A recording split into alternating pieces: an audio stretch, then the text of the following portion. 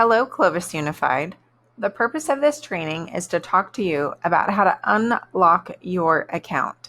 For example, if you're trying to log into your computer and something goes haywire and your account is locked and you need to reset your password, this tutorial is designed to help you with that process. Head to a phone on one of your Clovis Unified campuses. On that phone, it may or may not look exactly like this model. You're searching for the button that looks like the globe. You'll notice how the arrow is pointing to the globe on this specific phone. When you do that, a menu will appear.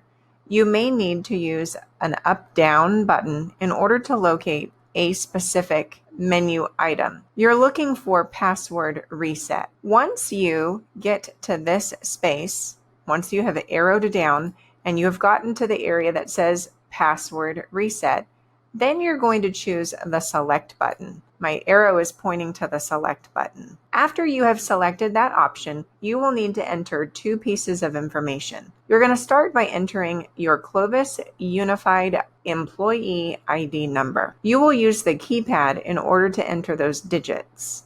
Once you have entered those digits, you are going to arrow down so that you can now enter the last 4 digits of your social security number. Again, use the keypad in order to enter those digits. Once you have completed both of those fields, you're going to come back to the submit button yet again and click one time. If you have performed those 2 steps without error, you will arrive at a screen like this. It will hopefully tell you that your password has been reset and that this is a temporary password.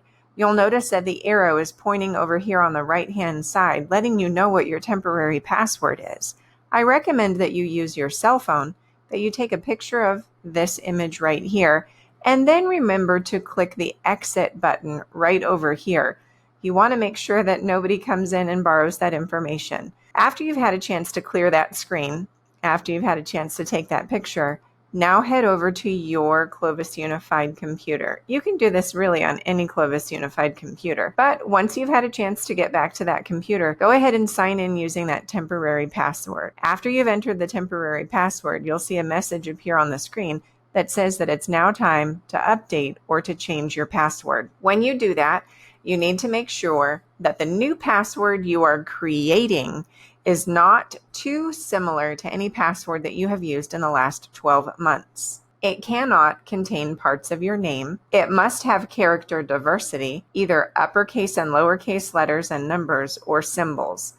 Of those 4, you need 3 types of character diversity. And please make sure that you have 8 or more characters in that new password. You must enter it twice. Click enter or click on the arrow, and then your computer will notify you if your password has been reset correctly. One note is that it might be profitable to send a text message to yourself with this new password so that if you forget it 30 minutes from now, then you've got a place to return to.